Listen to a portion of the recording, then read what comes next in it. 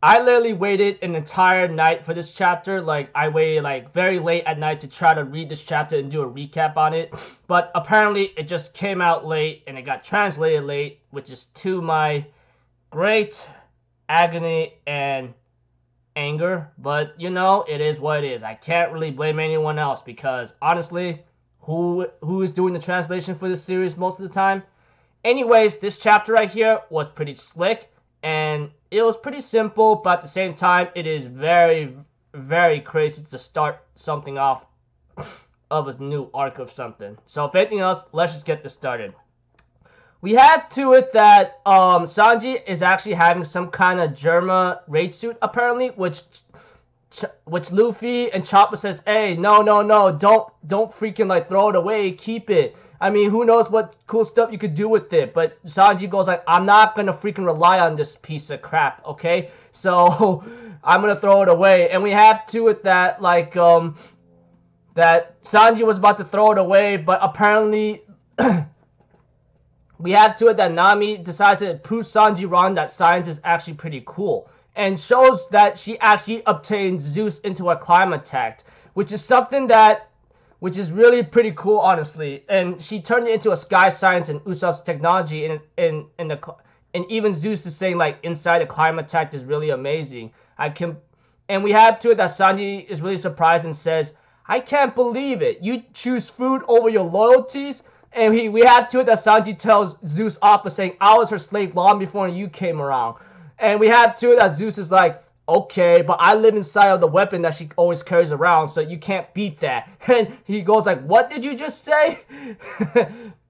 And even Nami's like, "I obtained a strong slave," which is pretty cool. Even a friend of mine and many others might be talking about this and say, Zeus has a part of Big Mom's soul inside him. So that is just Yonko level right there.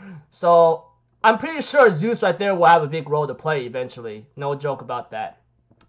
We had to it that Carrot gets a newspaper and decides to tell everyone what's up right now, and shows the bounty of Sanji, which increased dramatically to 330 million, but it puts Vince Smoke Sanji, and that was pretty upsetting for Sanji himself. Luffy, on the other hand, says that his bounty went down pretty dramatically and says 150 million, but that is not really the case, however. And we have to it that, like, Nami says, "Hey, you know what? The smaller it is, the less people will come after us." And we have to it that one of them says, "Hey, Nami, if Luffy is our captain and his reputation is very low, this ain't good for us." And we have to it that at Fishman Island, Neptune and everyone else are pretty happy that Jinbei joined the crew, but right now, Fishman Island might be in danger right now.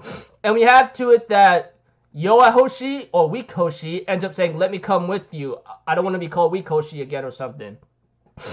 We get to see to it that Morgans is actually bringing out crazy news of what's going on here. Not only that, he even says when I was reading the news about Luffy and everything else, we see Crocodile. Not only that, we see Beige, Bartolomeo, and many of Chopper's friends, such as Dalton and Kurihara and freaking Cabbage or Cavendish or something. Well, I call him Cabbage. Vivian. They all are reading the news about Luffy that Morgan put in there. It says that Luffy freaking like invaded freaking the Yonko's territory and destroyed her castle. And not only that, not to mention being the brother of Ace, that's gonna be his legacy, but also the brother of the second in command of the Revolutionary Army, and etc. Not to mention, Morgans calls Luffy the 5th Emperor of the Sea.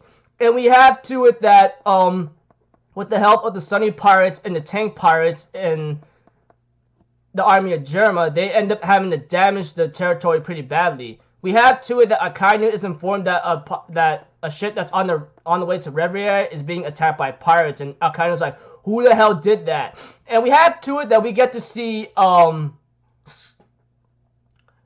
man, what's her name? Damn it, Rebecca and Kiros having to like going on their way to like Revier, and the pirate ship is about to attack a ship and actually took a woman hostage.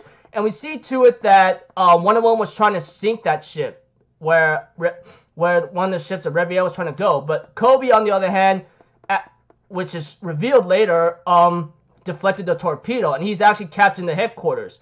And we had to it that Kobe asks Helmpo, how's everything else? And we have to it that Helmpo is actually a Marine Lieutenant Commander or something at headquarters. And we have to it that they're escorting they defeated the Pirates and being escorts to Kiros and Rebecca and her grandfather.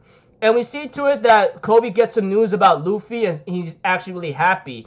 And Rebecca's like, hey, you a fan of Luffy? And they go, hey, you must be a fan of Luffy Land, aren't you? He goes like, no, he's an enemy because we all know Kobe is a Marine and Marines are enemies to pirates, etc. And Rebecca's like, how about we have a little small chit-chat? It'll be a little secret. And that's funny. And we see to it that Kaido is actually surprised and says like, why is Luffy, that guy over there, interfered with my trade, is in that old hag's territory? Even Blackbeard shows up and says, an emperor? It's still too soon for you to even become one, Straw Hat. And we have to it that, like Big Mom at Whole Cake Island says, the victor, ha! When exactly did I lose? And we have to it that one of the subordinates says, the news, he is definitely the one that did this to Mama. And we have to it that Mama's like, you better watch your back more. I mean, no. The one who should watch their back is you, Straw Hat. And she's really infuriated because we all know Luffy pretty badly. Not in a way that he beat her up, but to a point that he ruins a lot of things for her. And we have to it that Shanks goes like, you know what? I'm afraid we'll be able to meet very soon, Luffy.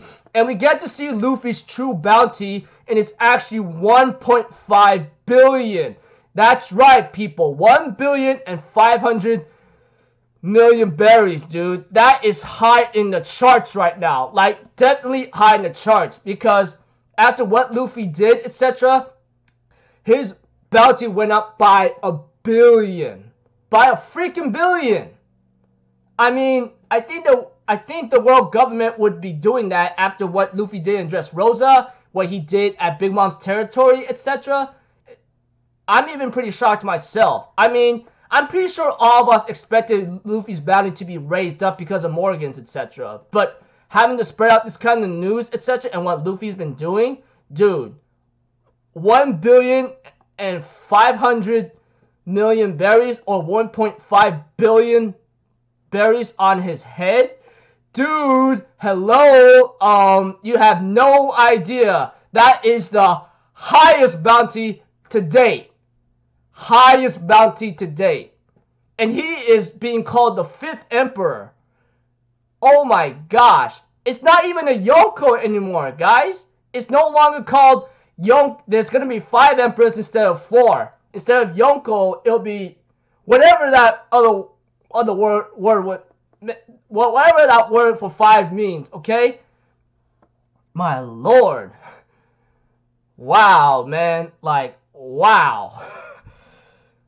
Crazy chapter. We get to see so many characters, especially Crocodile. I haven't even seen that guy yet, and he shows up. Thank you, Oda. Not to mention Zeus being part of Nami's slave in the climate attack. Not only that, we get to see Shanks and then Blackbeard, and the news being spread upon throughout the entire world. And then even Kaido's like, what the hell is that brat doing over there?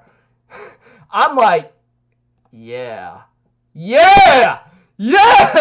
What a start after that end of an arc. Can't wait to see this animated. That's all I can say. So until then, I'll see you guys in my next video. So I'm Alpha Zero, people. Have a good day, and I'll see you guys next time, alright? Peace out. Bye-bye. Toot-toot-toot!